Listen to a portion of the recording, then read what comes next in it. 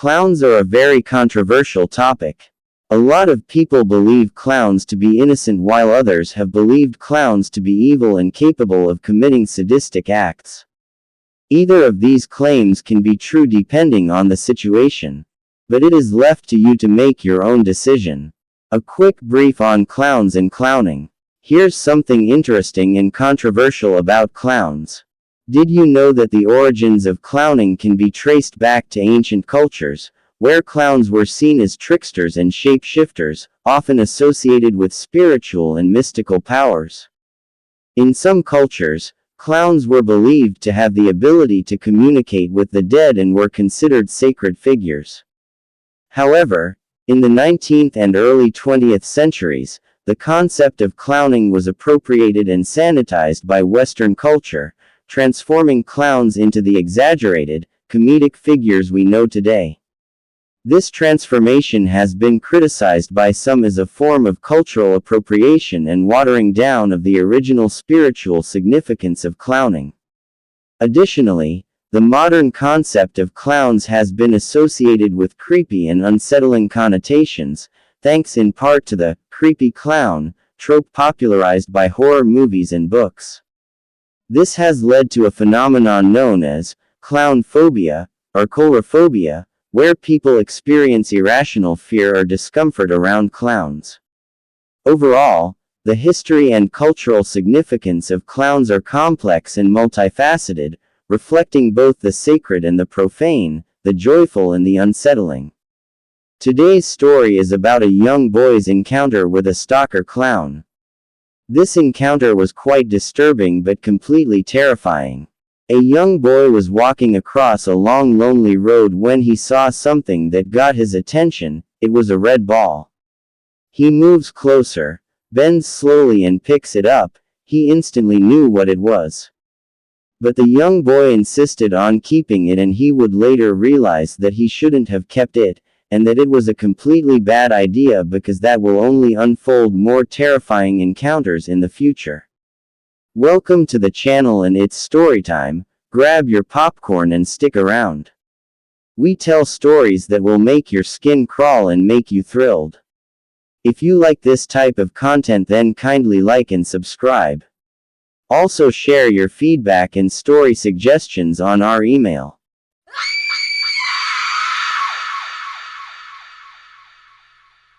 On a bright Saturday morning, a young boy called James was walking down a long lonely road. He was going to see his best friend Lucas in the next neighborhood about a few miles away. He and his best friend, also his classmate from his present school, have built a very strong inseparable bond over the years. Indeed, a very strong friendship. The James neighborhood was quite new and developing, so there were not many people living there at the time. His neighborhood was a bit far from the outside world, a little bit secluded, and since there were only a few people staying at that time, the place turned out to be very boring, a bit lonely, having no element of liveliness, and most of its inhabitants lived below average lives. James usually goes to his friend's place from time to time. He was closer to Lucas big time. James had a few reasons why he frequently visited his friend, and one of which was because his friend stays in a more developed and more lively place. His friend's place had a lot of interesting activities going on. As he continued walking to his best friend's place, he kept thinking about what might have happened to his best friend Lucas. Lucas had not been in school for about 3 days, and James turned out to be a little bit worried and concerned, because his best friend was very punctual with school and it was very unlikely for someone like Lucas to be absent from school. The main reason why he was going to Lucas's home that day was to inquire about Lucas's state of health and probably why he had been absent from school. After walking for a while, he saw something. As he moved closer, it was a tiny red ball. Wondering what it could be, he picked it up, and as he pressed it, it squished, producing a very familiar sound. He instantly knew what it was. It was a clown's nose. He kept the clown's nose in his pocket, in order to show it to his best friend. After walking a few more miles, he finally got to his best friend's house. His best friend was so pleased to see him. He asked his friend why he hadn't been present in school, to which his friend gave a simple and straightforward reply. I was sick but now I'm getting better. Anyways, seeing you just makes everything fine, and I'm happy you are getting better, and look I got something to show you, James replied as he dipped his hand into his pocket and brought out the clown's nose he had picked up earlier. His friend was very happy as one could tell from his facial expression. They spent the whole day playing like brothers, running around and engaging in different exciting games. Later in the day, at about 5:45 p.m., the boys were called to have dinner. It was a sumptuous meal and the both of them devoured their meals. After devouring their plates of food, James had to go back home since it was getting a bit dark. Night was slowly approaching due to the fact that it was evening. Before leaving, James promised to come the following week as usual and Lucas requested for the clown's nose so that he could play with it and stated that James could collect it whenever he comes back. James instantly agrees, basically having no problem with that. He hugs his best friend and he starts heading home. He walked so slowly and that was because he overfed at Lucas's place. After walking a few miles and was getting closer to his house, the evening had turned to night, with cricket sounds audible in the background. As he walked he could only see what was ahead of him, and this was possible because of the few streetlights along the road, although the streetlights were very dim. As he moved a bit further, he saw a figure standing from afar, so he stopped completely frightened. The figure was standing at the exact spot where he had picked up the clown's nose earlier that day.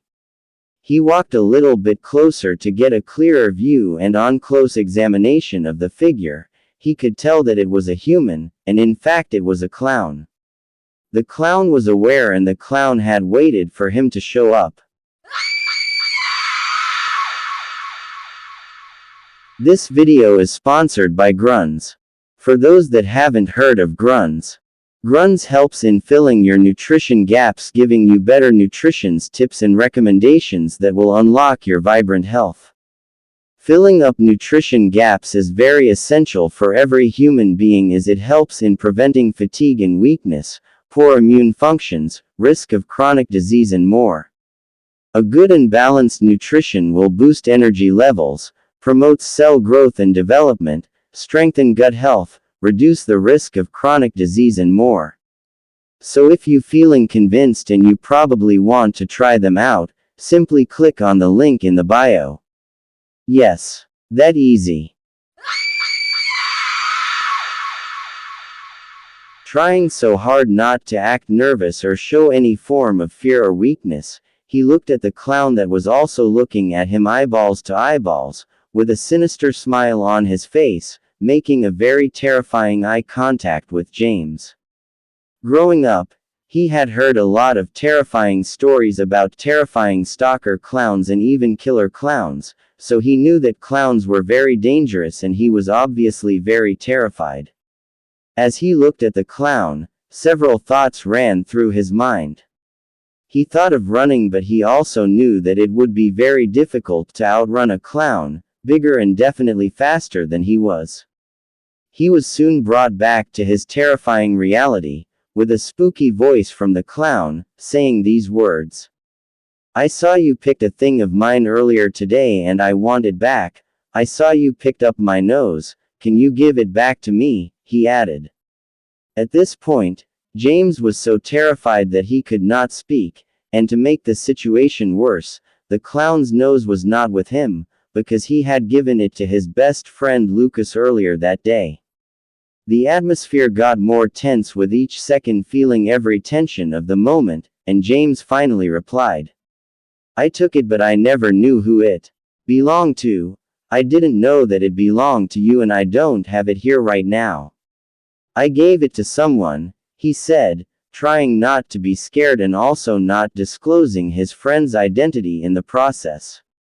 The clown made a sinister laugh and said, if you can't provide my nose, then I would definitely need yours. Sensing the situation was getting more frightening and it might end up on a bad note, James knew that he had to run even if it was the last thing that he could do, but he was just waiting for the right moment to do so. And just as he was thinking about the perfect time to run, the clown took a step forward, and he revealed a machete on his right hand, and James instantly knew that this was the perfect time and he had to run. He knew that he couldn't outrun the clown, but he knew he just had to run as fast as he could. As he started running, the clown also started chasing him with a higher speed. But he was a bit far from the clown when he started running, so that gave him a bit of an advantage. But as he ran, he could clearly sense that the clown was closer with each step he took, but he didn't look back because that would only slow him down, and make it easier for him to get caught.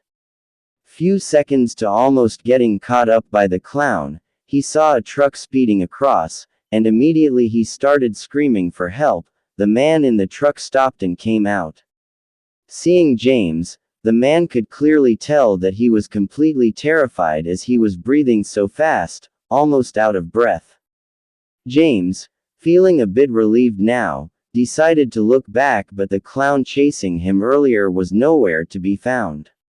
He narrated his fearful encounter with the clown to the man, and the man reassured him that everything was fine and that he does not need to worry because everything was under control. He also told James never to walk alone, especially in a lonely environment like that, because it was not safe. It turns out that the man from the truck was one of James' neighbors who recently moved to the neighborhood, and his name is Mr. Robert White, a former U.S. military man, who retired after years of active service. He was very fearless and very aggressive to evil doings, but he was also a very kind-hearted man. In fact, he was just returning back home, when he saw James running and looking completely terrified, but he couldn't see what was chasing James. It turns out that the clown had probably spotted Mr. Robert's truck earlier, and he instantly disappeared without leaving any trace, concealing his already unknown identity. Mr. Robert drove James home that day, and James was very happy. He knew that he was very lucky, that Mr. Robert showed up exactly at the right and perfect time. If not, it could have been a different story. He could have been injured or even worse. Since that day, James stopped walking alone to his friend's house. Whenever he is going to see his friend, he usually goes in Mr. Robert's truck. The following week, he visited his friend and narrated all his terrifying encounters with the clown, and although his friend was scared, but he was more happy that his best friend was lucky to be alive and in good physical and mental state. Hope you enjoyed today's story. Glad you do. You can share your original scary stories, true or fictional, to our email, storesphere07@gmail.com, or thewraithwoodtales@gmail.com, and you can also share your story suggestions as well. Don't forget to check out our video's sponsor, Gruns for your health and nutrition. See you in the next video.